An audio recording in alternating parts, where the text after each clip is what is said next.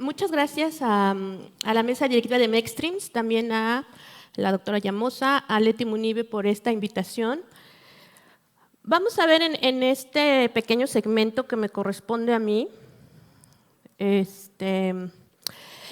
abordaje diagnóstico de las enfermedades desmielinizantes en pediatría. Vamos a ver como generalidades, como hay un mapeo rápido, por obvio de tiempo. Por la naturaleza académica de la charla no hay conflicto de interés.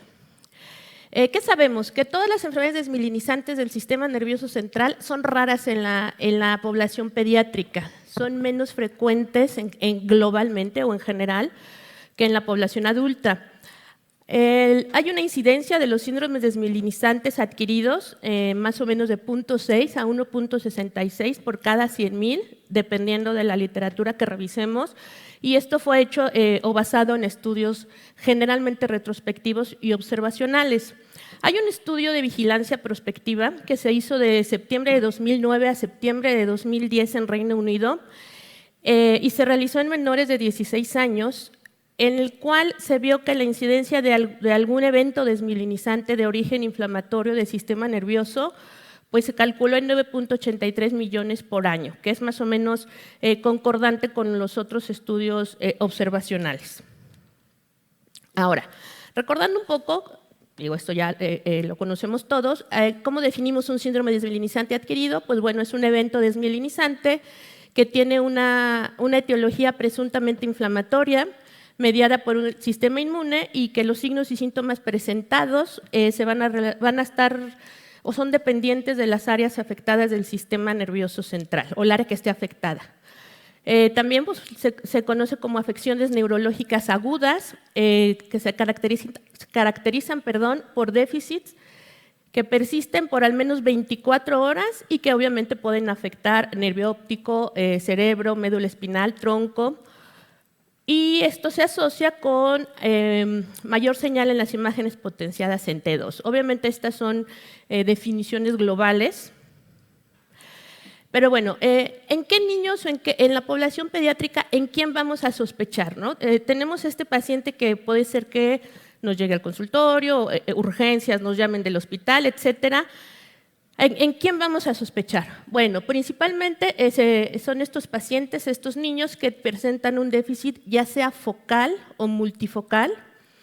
El inicio es agudo o subagudo, ¿no? Se van presentando los síntomas y se van estableciendo en lo mínimo 24 horas, 72, incluso semanas.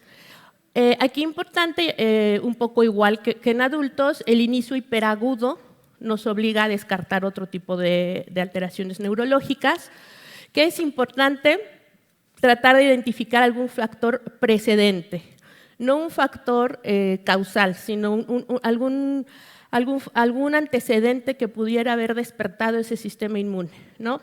Lo más común en niños, infecciones, vías respiratorias, lo más común, vacunas, algún viaje, etcétera. Eso es lo que tenemos que también tomar en cuenta cuando hacemos la sospecha clínica.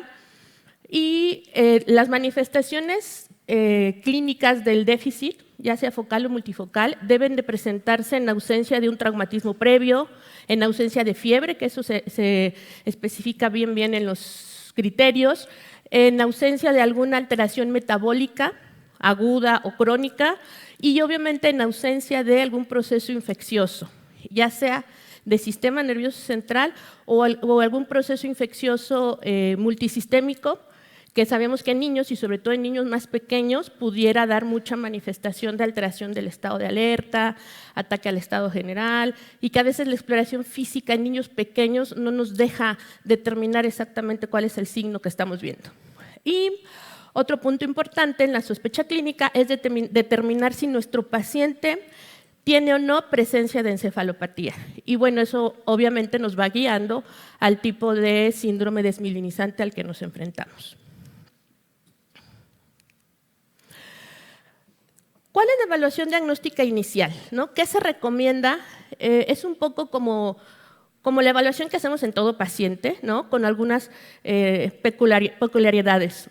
Lo primero, pues ya sabemos, ¿no? Es la anamnesis exhaustiva Es muy importante identificar la sintomatología sutil que pudieran tener los niños, ¿no? Hay que sentarse con los papás y ser muy acuiciosos, muy insistentes de pronto en esos pequeños síntomas que a veces los niños pueden pasar desapercibidos, ¿no?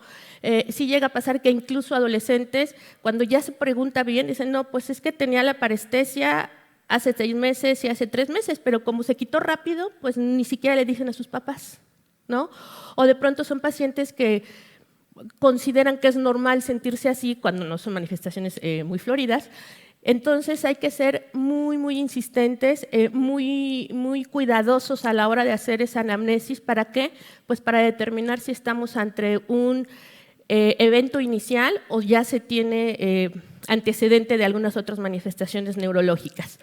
Obviamente la exploración física, lo que sabemos todos, una exploración física completa, ¿no? Neurológica completa, y hacer énfasis aquí en búsqueda intencionada de afectación sistémica, ¿no? Sobre todo ¿para qué? En los niños, para un diagnóstico diferencial. En el laboratorio, pues obviamente el laboratorio básico dirigido, dependiendo de los antecedentes del paciente, de la historia clínica, del padecimiento, de lo que vamos encontrando como en los síndromes neurológicos en la exploración. Aquí pusimos con unos asteriscos los anticuerpos, ¿no? Antiacuaporina 4, anti-MOG, eso obviamente va a depender del paciente, ¿no? Cuando revisamos los algoritmos diagnósticos de los países de primer mundo, pues prácticamente a todos les hacen todos los paneles, ¿no? Sabemos que en nuestro país eso es muy complicado, entonces aquí sí tendríamos que dirigirnos primero clínicamente y luego ya dependiendo del paciente solicitar los anticuerpos. Estos 2 anticuerpos, ¿qué otros anticuerpos se recomienda dependiendo del paciente? Pues algún anticuerpo para descartar enfermedades reumatológicas, ¿no? BC, lupus, etcétera, dependiendo del paciente, o bien anticuerpos anti-NMDA o algunos otros en el caso de sospechas de encefalitis autoinmunes. Y muy importante, una determinación de serología viral por lo menos básica, ¿no? La recomendación es igual más o menos que en adultos, me parece, determinar serología para Epstein-Barr en todos los pacientes con afectación neurológica, aunque no parezca realmente o sepamos o tengamos más certeza de que no es, digamos, esclerosis múltiple, etcétera, siempre es recomendable hacer una serología viral básica, se podrá aumentar dependiendo de las manifestaciones del paciente. Y en todos los pacientes con esta sospecha clínica de lesión desmielinizante o de síndrome desmielinizante, pues obviamente hacer una punción lumbar, ¿no? Con los análisis básicos del citoquímico, citológico que nos da información general. Es recomendable pedir bandas oligoclonales, ya dependerá de si estamos sospechando esclerosis o no, si es algún síndrome aislado, eso ya dependiendo de cada paciente, pero bueno, se recomienda solicitarlas. Y obviamente la imagen, ¿no? La imagen básica que se sugiere, pues obviamente es cerebro, neuroeje, órbita en los casos que sí tengamos afectación. A veces no es fácil cuando estamos en institución que hagan 3 tiempos de resonancia, pero bueno, esa es la recomendación general. Y pues lo mínimo que debemos de tener, ya sabemos que son ponderaciones en T2, FLAIR, densidad de protones, el T1 con gadolinio y STIR en el caso de órbita y médula.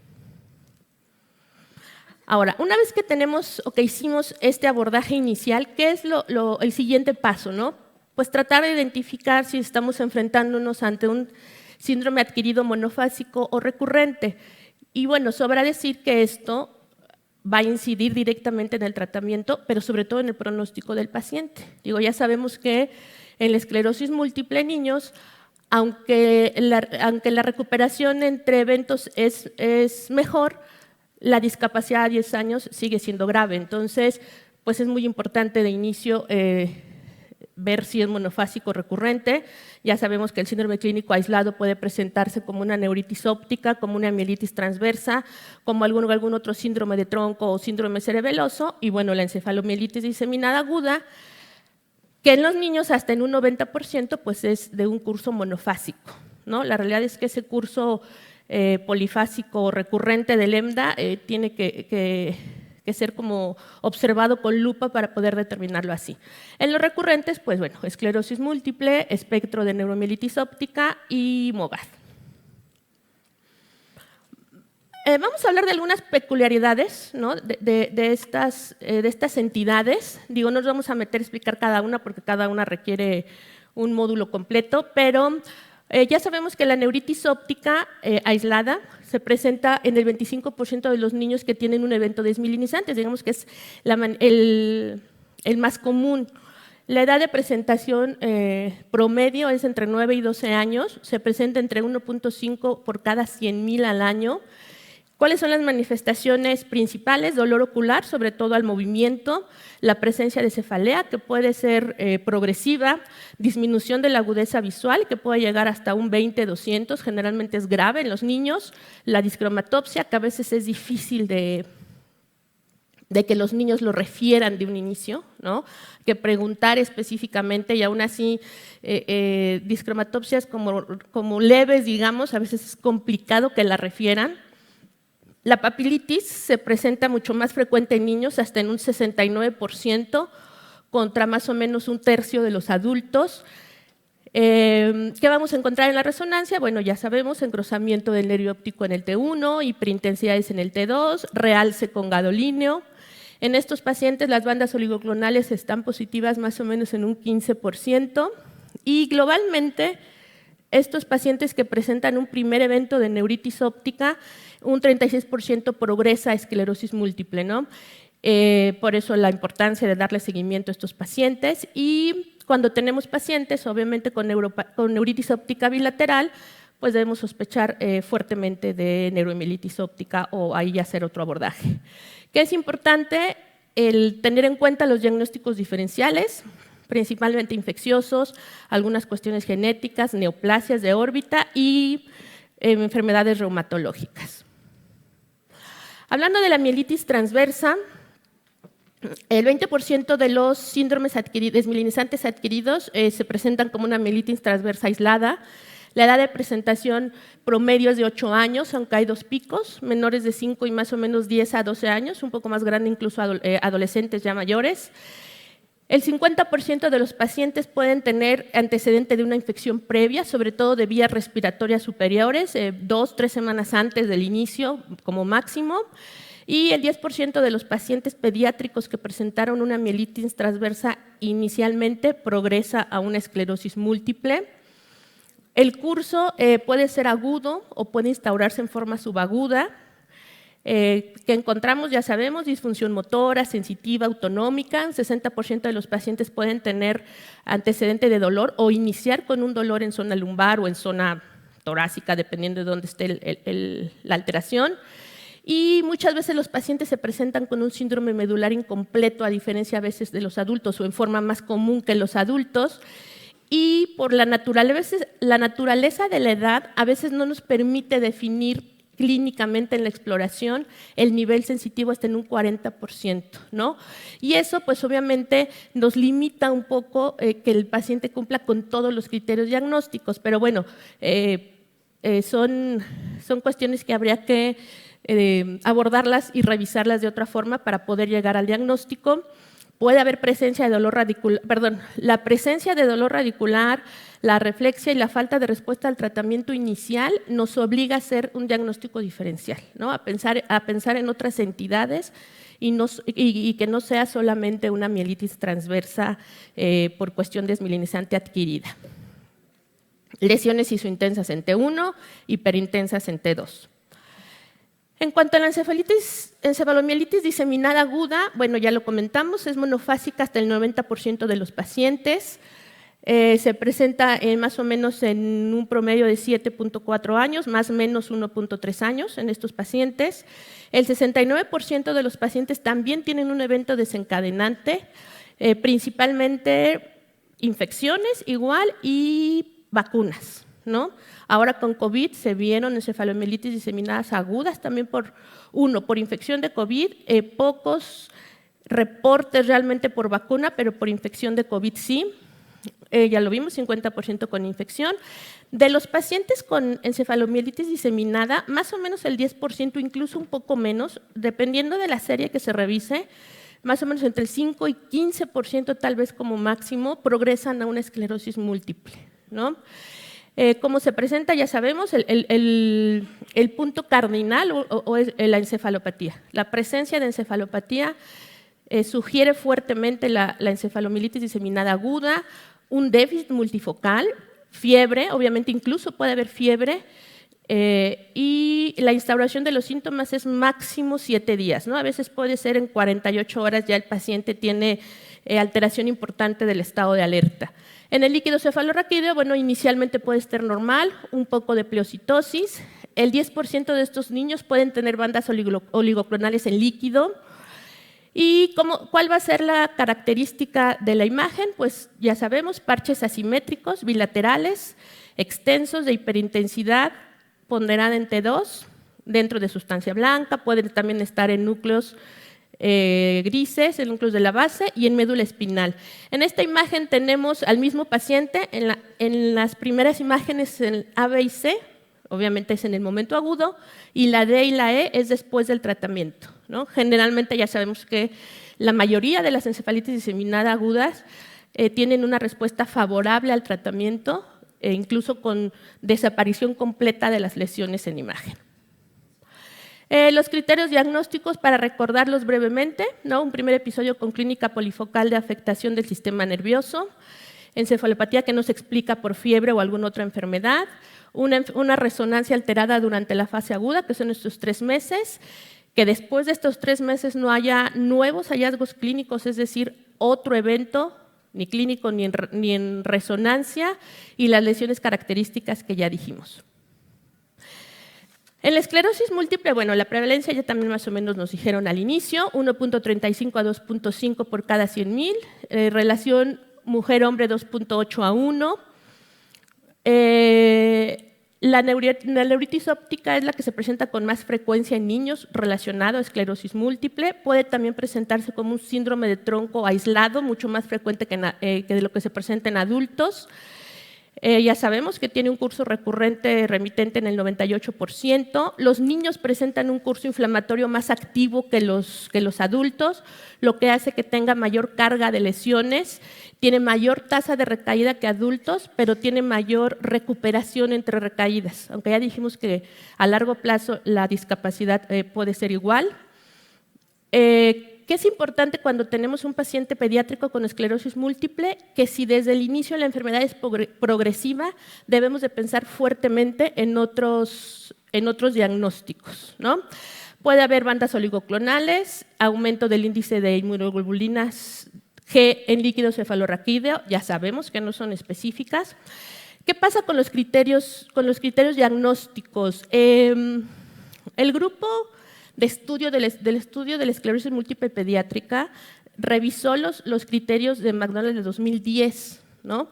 No han hecho la revisión del 2017, esperemos que pronto la hagan, pero bueno, sí hay algunas otras publicaciones que han revisado estos criterios aplicados a niños, ¿no? Y nos dicen que en los criterios del 2017 son más sensibles, pero un poco menos específicos, ¿no? Sobre todo en niños menores de 12 años. Para los de 12 años es diferente, ¿no? Para el diagnóstico, pues ya sabemos, igual que en adultos, se requiere diseminación en tiempo y en espacio. Ya vimos que en los niños hay mayor carga de lesiones. De inicio se puede detectar ya la atrofia cerebral, a veces por la propia naturaleza de la esclerosis múltiple o bien por el tiempo que tarda el diagnóstico. Y bueno, hay más lesiones infratentoriales en niños que en adultos. Estos son los criterios del grupo internacional. Esperemos que en el siguiente ya también se van a revisar los de 2017. No voy a hablar de espectro de mielitis ni de MOGAD, porque eso viene después en este segmento. Entonces, ¿qué es importante, no? Datos de alarma, es decir, ¿cuáles son esas cosas que puede presentar el paciente pediátrico que nos obligan a pensar en otro diagnóstico, ¿no? El debut en pacientes menores de 1 año, que eso nos indicaría alguna enfermedad dismielinizante, antecedentes de retraso o alteraciones del neurodesarrollo, nos hablaría de alguna leucodistrofia, historia de consanguinidad en la familia, obviamente, antecedentes familiares de afectación neurológica, y lo que ya dijimos, que haya progresión gradual desde el inicio de los síntomas nos obliga al diagnóstico diferencial, o bien que tengamos afectación multisistémica como un síntoma acompañante. En cuanto a la resonancia magnética inicial, ¿qué ¿Qué es lo que nos va a llamar la atención para decir que no nos checa con algún síndrome desmielinizante? Una lesión única supratentorial de la sustancia blanca, que hay una afectación simétrica de sustancia blanca y lesiones restringidas únicamente al tronco o a los ganglios. Y bueno, en el diagnóstico diferencial, pues hay obviamente, como en muchas alteraciones, pues una gama de procesos que tendremos que pensar en ellos, ¿no? Los agrupamos aquí en diversos, como los autoinmunes, que creo que son también de los más comunes. Lupus pudiera ser un diferencial, sobre todo cuando hay manifestaciones neurológicas predominantes.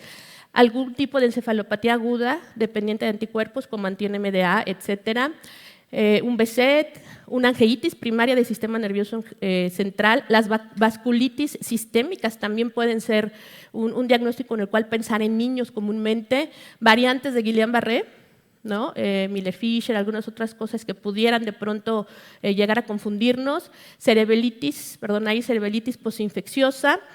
En los niños más comúnmente que en los adultos encontramos que pudiera confundirse con encefalitis, con infección de VIH, cisticerco, manifestaciones de un síndrome urémico hemolítico, una leucoencefalopatía multifocal progresiva, igual manifestaciones mitocondriales, sobre todo cuando las tomamos de inicio, que en este subagudo, bueno, pues hay muchas manifestaciones clínicas que pueden confundirse.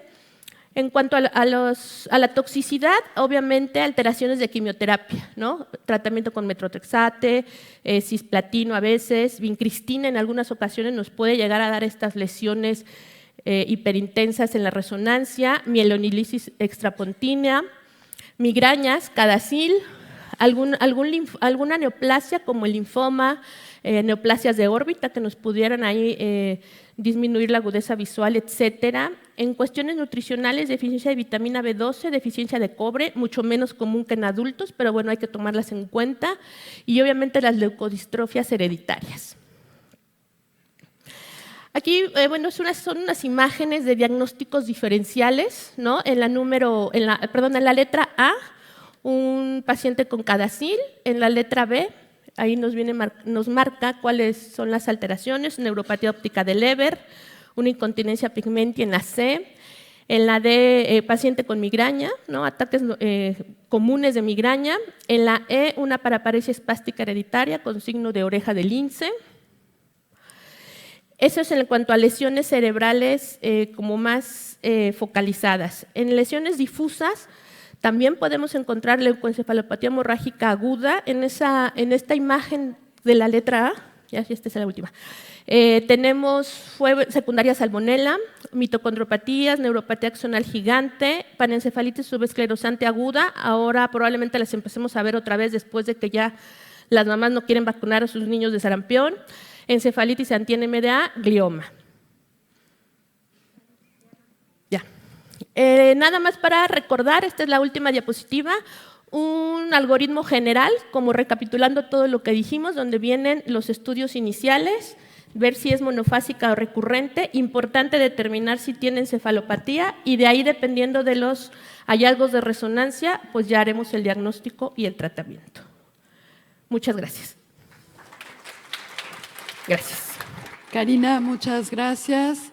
Un regalo a nombre de Mextreams y nuestro agradecimiento.